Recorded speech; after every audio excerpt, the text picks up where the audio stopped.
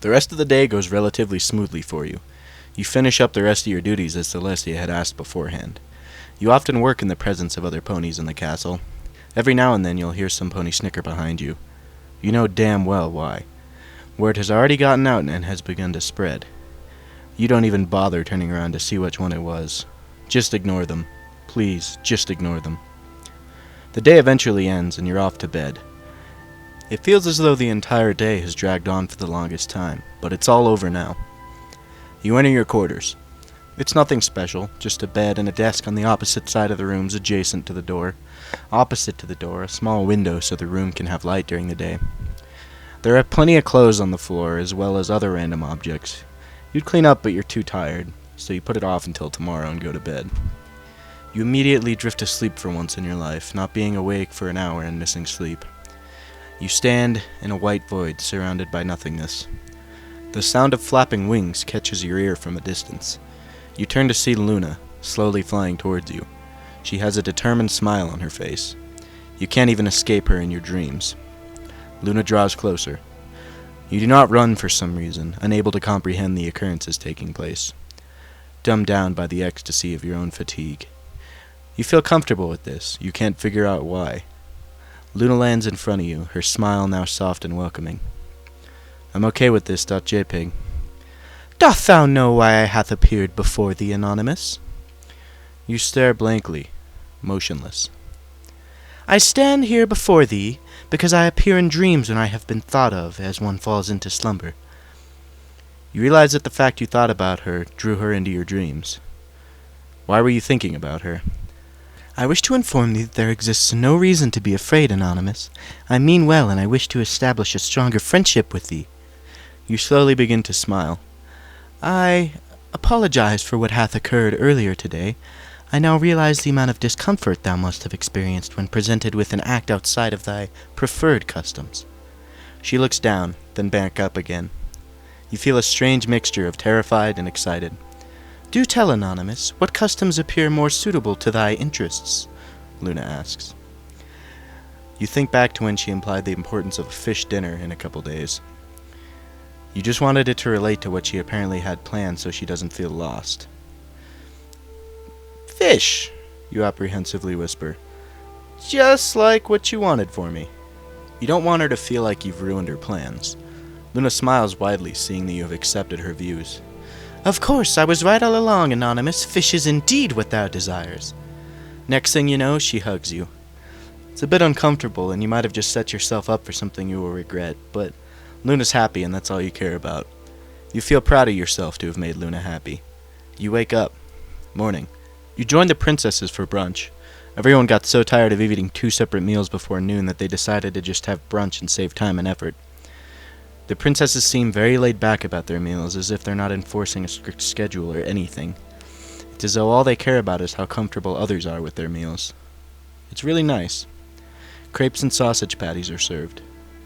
The sausage patties are incredibly delicious given the fact that all the meat in Equestria is generated from vegetation through a combination of magic and advanced chemistry. It's nice knowing that you can eat meat without knowing in the back of your mind that an innocent animal was killed so that you can have burgers or something. At least that's what you were thinking, knowing that the Equestrians had never had to go through that in the first place. Surprisingly enough, you don't feel awkward sitting next to Luna, despite what happened. She seems happy, satisfied. So, Anonymous, how hath thy day been so far? Luna speaks out. Silence. Luna has never publicly started a conversation before, at least in the time you were here. It's been great, you respond without thinking. Excellent. Do thou wish to hear about the day of mine? You realize she's finally becoming more social. You admittedly feel proud of her on the inside. Do tell, Luna. Everyone at the table in support quietly listens. Luna then goes on and on about how lovely the sky is at night, and how she loves the colors that appear when Celestia begins raising the sun. Celestia smiles and blushes as her ears fold back, but urges Luna to continue. Luna converses with everyone at the table, especially you in particular, for the remainder of the meal. As everyone is getting ready to get up and leave, Luna does one last thing with a closing statement. Everything was going so well up until this point. Luna levitates a fish from an unseen location. What the fuck is about to happen? The fish is hovered to you, slowly slid across your face, and then dropped into your hands. Oh God, why? .jpg. A gudgeon for thee, beloved Anonymous, or as thy kind address it, a fish, Luna declares, now a little red in the face. And at that instant, once again, Luna disappears in a flash and a crackle.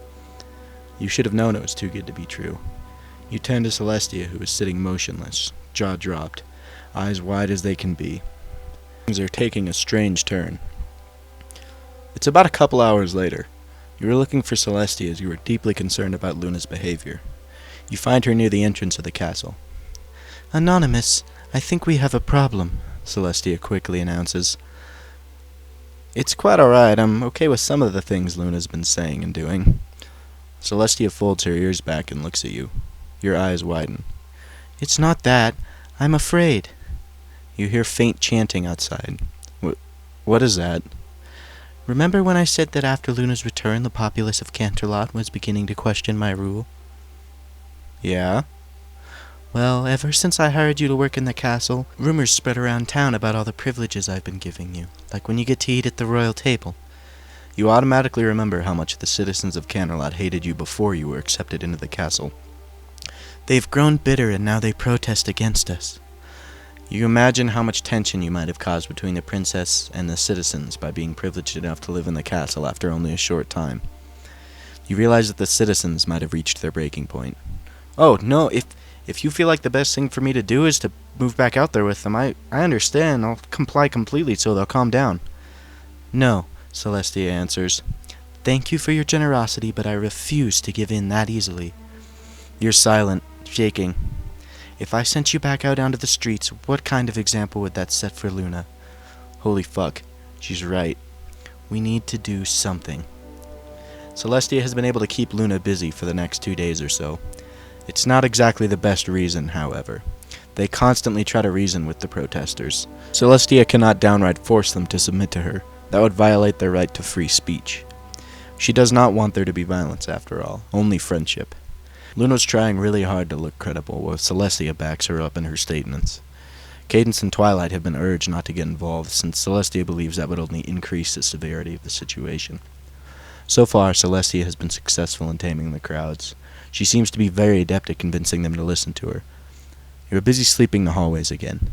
You can hear soft hoof steps approaching in your direction. You're not sure how, but you can tell it's Luna. She approaches you, levitating a small fish on one side and a tomato on the other. She has a rather worried but determined look on her face. Anonymous, she utters. This matriarchy is suffering the most difficult of times. You don't know how to respond. You just stand there, unsure of what to do. However, us royals can still findeth ways to relieve the stress, if need be, by participating in games and entertainment. She then places both the fish and the tomato onto the floor. She proceeds to stomp on both, then pauses for a moment to look at you. All you can do is stand there with a puzzled look on your face. Luna's face contorts. Tears begin to fill in her eyes. She stomps the fish and the tomato even harder, so hard you can feel the vibration of the impacts. Luna is incredibly strong, even for a pony her size. You try to think of something to say. You walk over in an attempt to comfort Luna. Before you can do anything else, Luna embraces you. She is sobbing uncontrollably. No pony acknowledges the importance of what I speaketh, Anonymous. You just hug back, not wanting to set her off or something. My beloved sister, she does what she can to help, tries to convince me to have faith in thine self.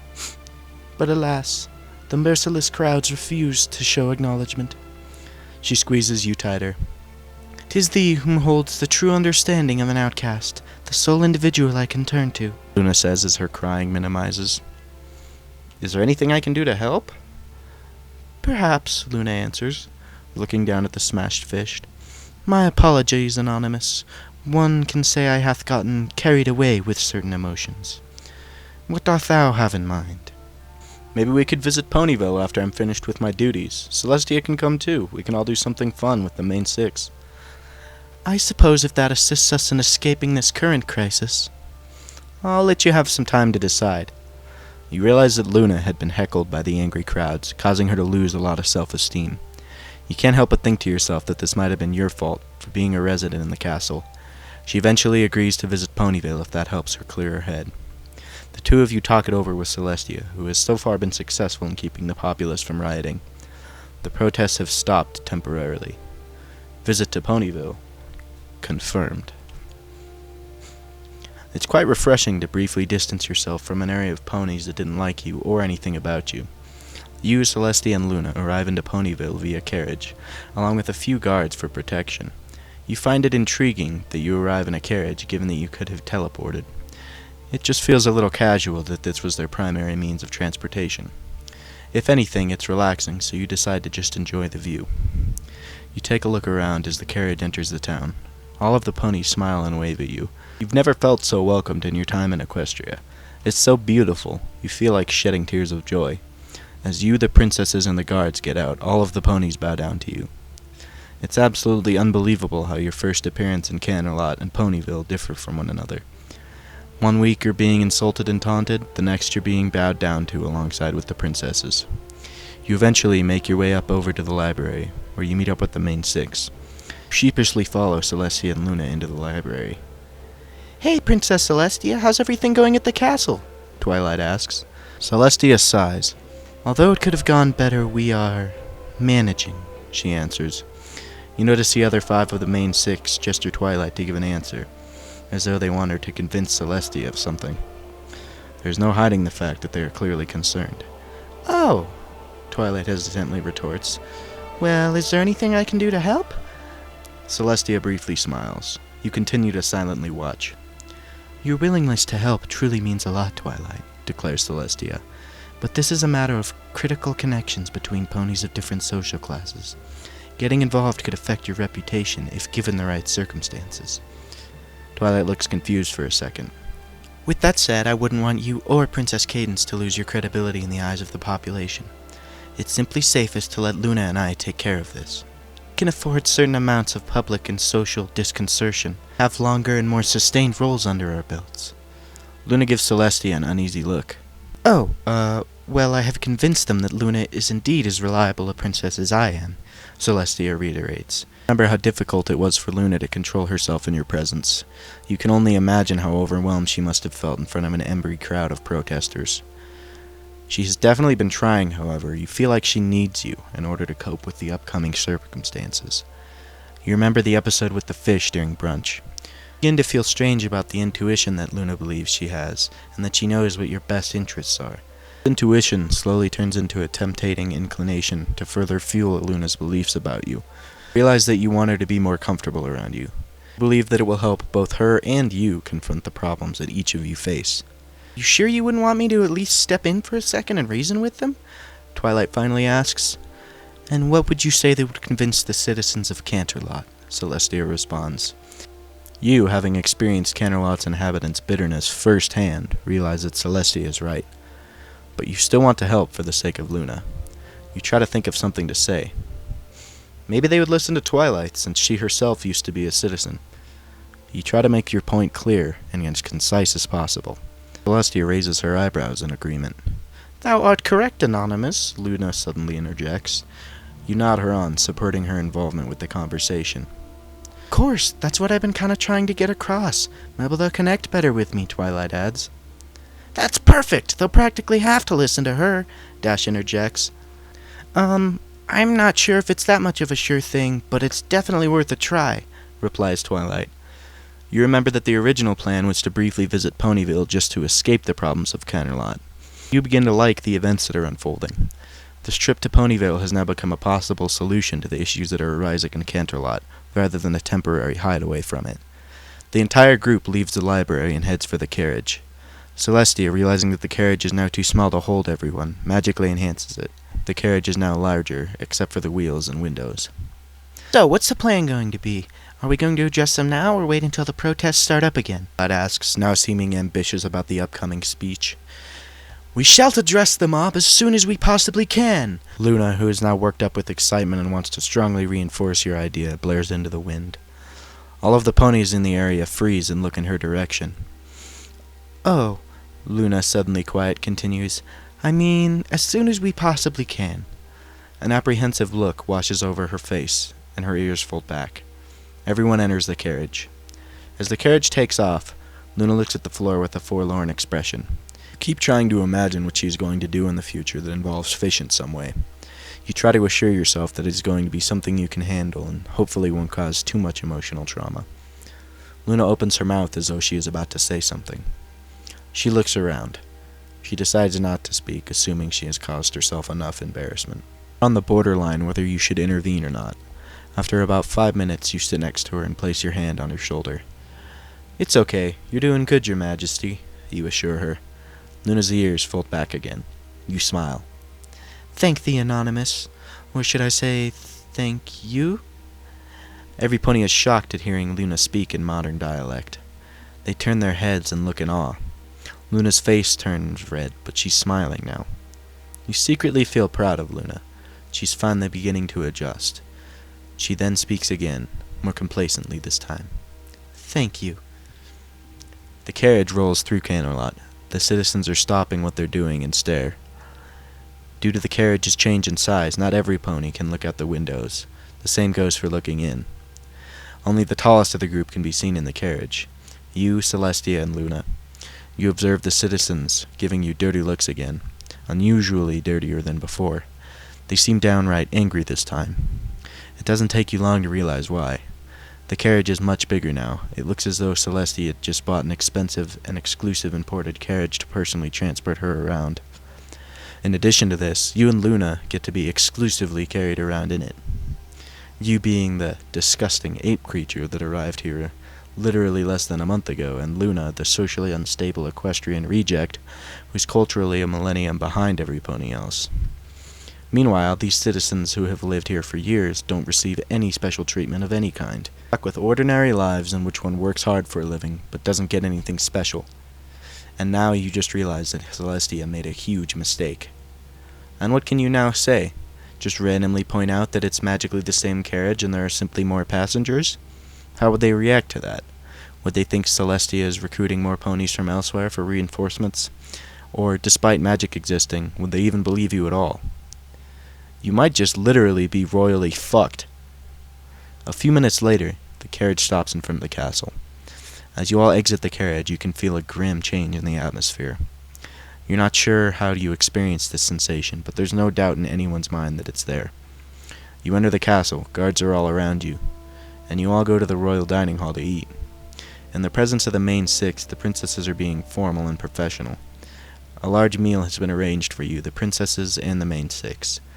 As it's almost ready, you all start planning. "Should we call the citizens to the castle?" Twilight proposes.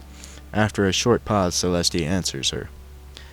"They would all be in the same place, so yes." "Wouldst thou like me to assist?" suggests Luna, who quickly looks at you. Perhaps she wants you to hear everything she's saying. Celestia has a concerned look on her face. "Well?" Luna seems to be falling apart on the inside. She continues to wait for someone to answer. "Doth thou wish for me to participate in the speech?" Luna asks again. She is so brave for wanting to address the crowd again. You get an impression that she wants to prove to you that she's not weak, and that she can stand up for herself. "Dearest sister, this is Twilight's speech for now. Crowd need to listen to some pony that they can relate to," implores Celestia, meaning that they relate to Twilight because she used to be a citizen like them. "Relate to?" Luna stutters, looking rather upset. Her eyes squint as her ears fold back again, and her mouth begins to quiver. "I did not mean as though they don't respect you or anything." Luna tries to correct herself, realizing that Luna misinterpreted what she had just said. I understand that we do not prove to be useful in this situation," Luna answers, now disappointed with herself. I shall take my leave now. Inform me when thou hath resolved the public unrest." "Luna!" Luna teleports out of the dining hall again. The group runs to the main hall and attempt to search for her. "Oh my goodness, I didn't mean to—" "It's okay, Princess Celestia, we know what you meant. It was just a misunderstanding. We just need to explain it to her," Twilight reassures. The others nod in agreement. The ominous main hall looms above you as you start to hear the faint uproar of the crowd outside the castle. Your stomach sinks. Shit just got real. "That can't be good," whispers Celestia as she hears the angry mob outside. "What do we do now?" Twilight asks. The uproar gets closer and louder. Fluttershy squeaks and rushes away to go hide somewhere. Now what the hey is that? Jack asks, pointing to the grand entrance. Twilight, follow me to the balcony. Anon, this situation is too dangerous for a human. Go somewhere safe. Every pony else, go look for Luna, Celestia orders. Everyone complies. You rush over to your quarters, run inside, and shut the door. You hear a faint whimpering under your bed. You steadily peer under your bed. I'd like to hide alone in here, if you don't mind. You hear Fluttershy's voice quietly whisper. Of all the places she could have hid, it had to be here. Well, what can you do? After all, Celestia never specified where to go hide. You decide to man up and help the others look for Luna. Okay, sorry to bother you, you quickly utter before leaving. You start running through the halls, searching everywhere you could look. You hope that if anyone found Luna, it would be you. Anonymous! You damn near shit bricks at the sound of Luna's voice behind you. Good, we are at high alone once again, Luna declares. Please do be kind enough to comfort us. What? Keep thyself by our side. We do not wish to be in solitude. Reverting to referring to herself as we again. We should find the others. Follow us, Anonymous. We must speak with thee.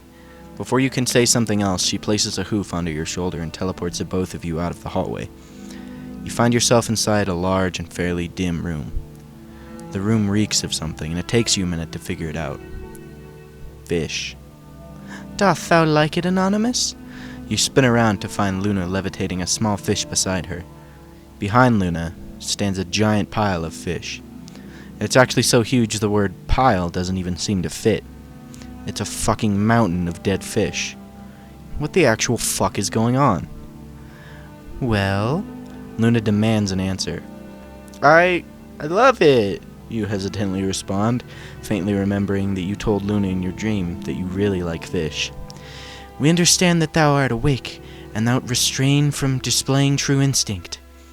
Your eyes widen as you feel shivers up your spine when she says, instinct. Need not have fear, Anonymous. Resistance is futile and unnecessary. Let loose thy urges and desires. What the fuck? Levitates the fish to the front of your face. You turn to run, but a blue aura surrounds your wrists and ankles. Oh god, what have I done? .jpg. What are you doing? We have to find the others. Do not deny why you are here, Anonymous, Luna orders. The fish is then levitated straight into your mouth, being forcefully pushed inside. Why? Why must things be this way? Swallow your gift, Anonymous. You swallow the fish whole like a pill, now being fed like a baby whale. The aura releases you. 'Tis but an appetizer, Anonymous. We hope thou hungers for more fish in thy dreams. In that instant, you are teleported alone back into the hallways. You land next to a tomato stain still on the floor. What the fuck? Thank you guys for listening. It really means a lot to me. I want to really apologize. I know that I said I'd have the last update up after about a week, and it's been a month. I'm really sorry about that. I honestly wasn't expecting this channel to get any views. And I came back, and you guys, I really appreciate all the support. So from this point on, updates will be more frequent and more consistent from me. So I really appreciate all the support, guys, and I hope you have a wonderful night and a Happy New Year.